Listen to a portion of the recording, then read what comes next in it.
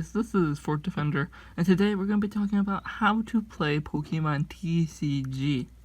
Now, I'm going to assume that you bought an Elite Trainer box, something like this, and you opened it up and you got some cards. I would also recommend, if you're getting into the game, to at least get one of those and one of the starter decks. So you'll probably get some dice in the box, which you can use for counting damage. You'll probably get something like this, where it's damage counters and the GX button. If you're playing in the set before Sword and Shield, you don't have a GX button. But I'll explain both real quick. So for the GX button, you use this if you use a GX attack, which I'll pull out a card with a GX attack, 1 second, which is normally found on a GX card, which White Kyurem GX, and it has a little attack down at the bottom where it's like Dragon Nova GX. So you can only use this attack one time, and then you have to flip your GX button, and you can't use any more GX attacks for the rest of the game. Then this is poison damage, and this is burn damage, which can be activated by cards in the game. Poison is just like 1 damage per turn per person. And then burn, you're gonna get some burn damage. There's specific rules for that. You'll probably get that in your starter deck rules manual. But what you're gonna want to do, if you don't have a starter deck, or you do, you want to make sure that you have 60 cards. Now, if you got some card sleeves from your Elite Trainer, which I did, you can sleeve all your cards, which is really nice because you need to have sleeve cards for competitive, if you're doing that. And some 3-packs will give you coins. It's a preference, that's up to you.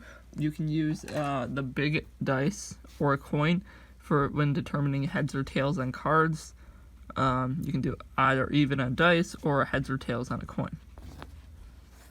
So once you have your 60 cards, which what I try to do is like 20 Pokemon, 20 of the trainer cards, and 20 energies. So it's pretty much balanced. Sometimes you want a little more, a little less. I think the starter decks, they give you a little bit more energy and Pokemon, I believe, just to make it a little bit easier to start playing the game. But as you go on, you probably will want to adjust your deck to your needs. If you're running out of energy, you might add more energy. If you're running out of Pokemon, you might add more Pokemon. But once you have your 60 cards in your deck created, you're going to put it over here. And once you've shuffled it, which I already have.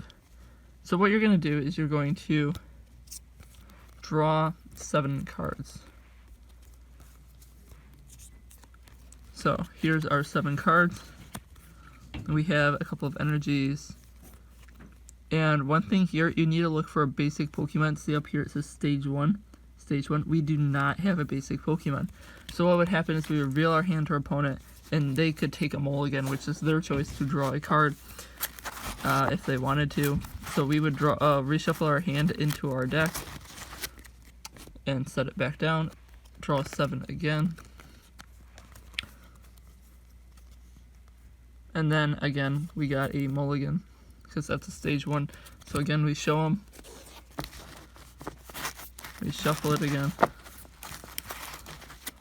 And repeat until we get a basic Pokemon. So we got a basic Pokemon this time, so we don't tell them that, but we put down any number of basic Pokemon that are in our hands face down on the playing field. Then we keep our hand hidden from them. We don't want them seeing.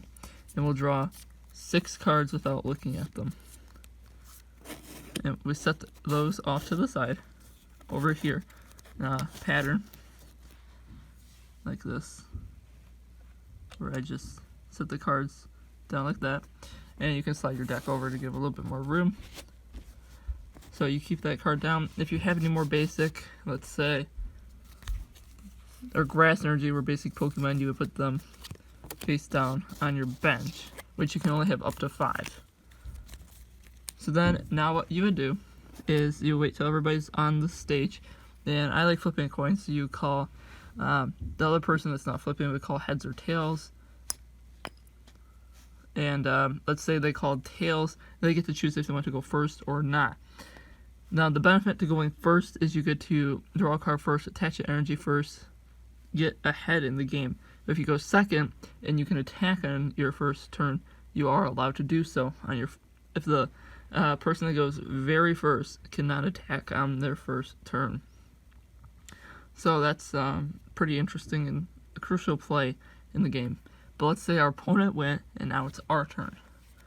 So by now we would have revealed that Pokemon. But so now we can look at our cards. We would draw one for our turn. And now what's pretty important is we can look at our item cards, see if there's anything we want to do. You can attach one item card to a Pokemon.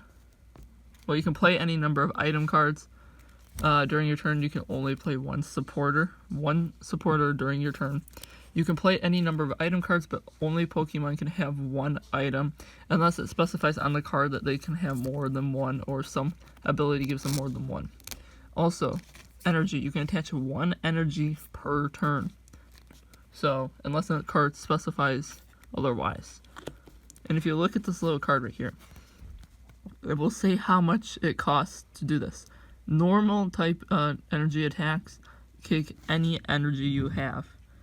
So we could do flap because we have one energy and we have this item card attached to us. Let's say our opponent goes back to us. We draw another card, and there's no item cards we can play because we don't have any steel energy in our discard. And this is a stage 1, so we can't put it on the bench. So we could just attach another energy and do 30 damage.